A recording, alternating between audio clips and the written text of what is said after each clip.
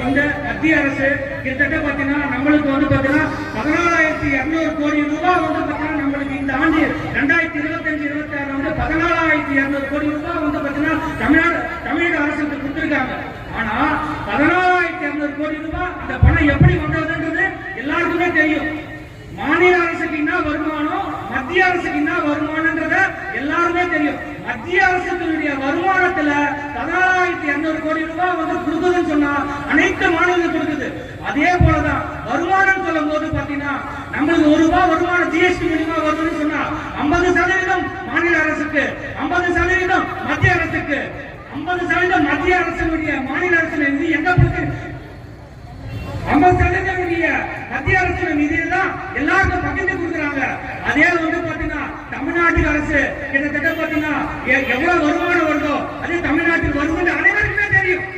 இது யாரும் மாட்டுக்காத்தே கிடையாது. ₹1 வருதுன்னா அது 50 பைசா வரும். இந்த நேரத்துல நம்ம ஒரு காமெடி போடுது. அதாவது பாத்தீங்கன்னா கரகாட்டக்காரர் ஒரு காமெடி வரும்.